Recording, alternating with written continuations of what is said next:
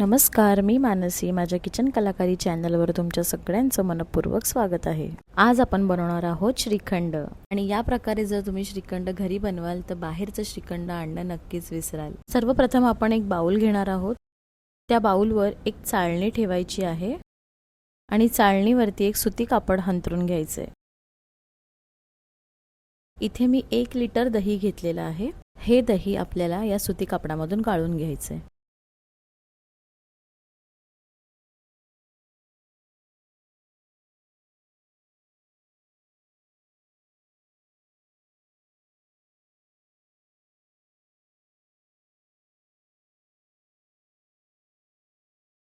सगळ्यात पहिलं तर आपल्याला दाबून दाबून ह्यातलं जितकं आपल्याला काढता येईल तितकं पाणी आपल्याला काढून घ्यायचं आहे.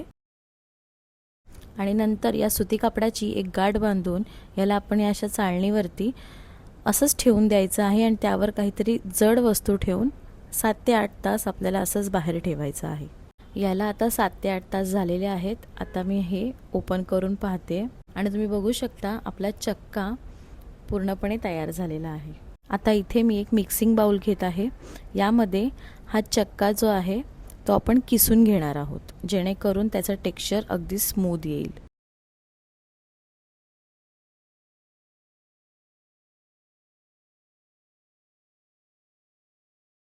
आणि या विस्करने हा चक्का आपल्याला विस्क करून घ्यायचा आहे, म्हणजेच घोटून घ्यायचा आहे. या प्रक्रियेला 10 ते 15 मिनिटं लागतात, पण माझ्याकडे घरामध्ये ब्लेंडर अवेलेबल होतं म्हणून मी ब्लेंडरच वापरते.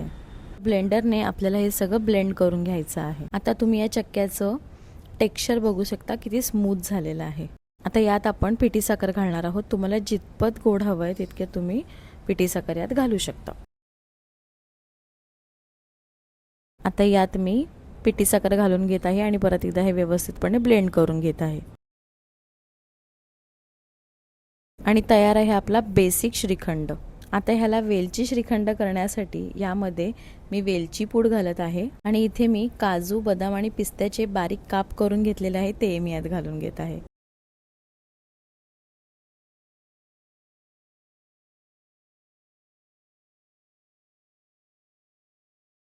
आणि हे सगळं आपण परत एकदा व्यवस्थितपणे ब्लेंड करून घेऊ. आणि तयार आहे आपला वेलची श्रीखंड. व्हिडिओ शेवटपर्यंत पाहिलात त्याबद्दल धन्यवाद. व्हिडिओ आवडला असेल तर लाईक करा, शेअर करा आणि माझ्या चॅनलला सबस्क्राईब करायला विसरू नका.